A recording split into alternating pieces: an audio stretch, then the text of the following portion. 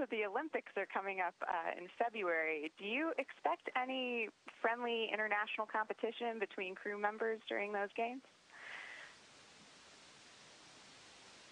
Oh, yeah, I think so. You know, we've got the Japanese astronaut, we got 3 Russian astronauts, and then you got Mike and I from the United States. And I think there'll be some friendly competition, especially, maybe if the hockey teams, Russian and U.S. hockey teams meet head-to-head. That would be always interesting. Maybe we'll place a bet with some food items or something.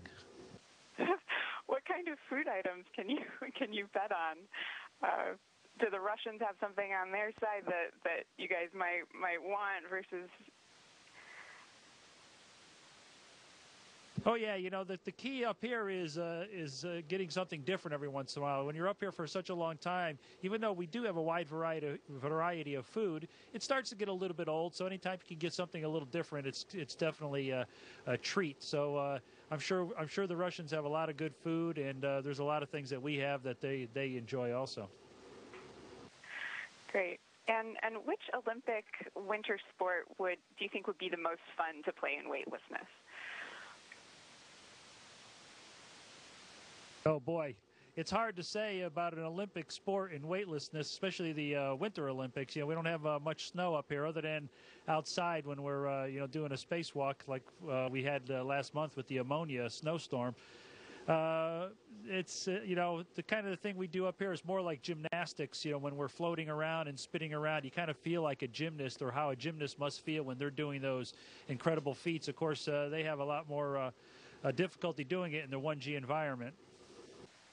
That's great. That actually leads right into a question that we got from a reader. Drives Hyman on Facebook asks how orientation works on the space station. So how do you keep yourself from being disoriented in microgravity? Yeah, that's a good question, because there is no up and down here in space.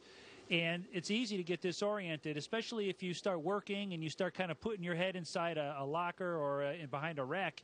Once you come out of that locker or rack, you're like, okay, where am I?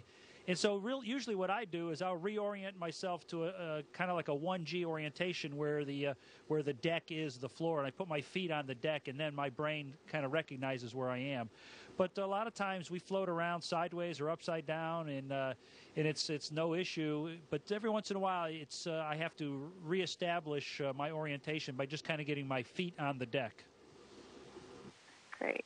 And we have a question from Robert Perlman, the editor of CollectSpace.com, one of our partner sites. And he writes, the Olympic torch you and your crewmates had aboard the station will be seen by millions more when it's used during the opening ceremonies at the Games.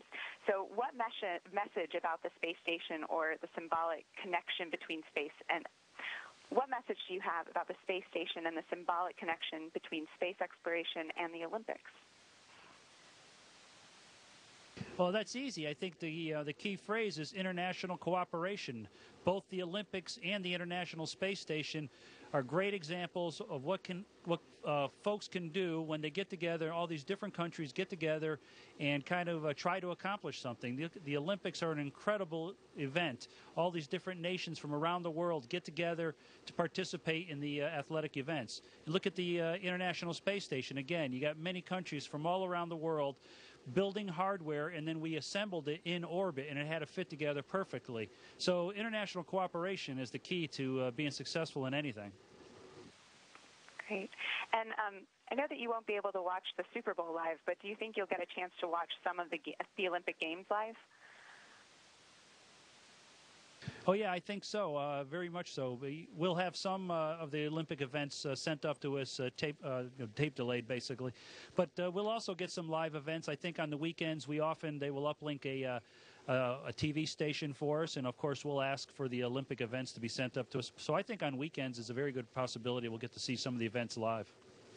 Great. And is there one that you're particularly looking forward to seeing?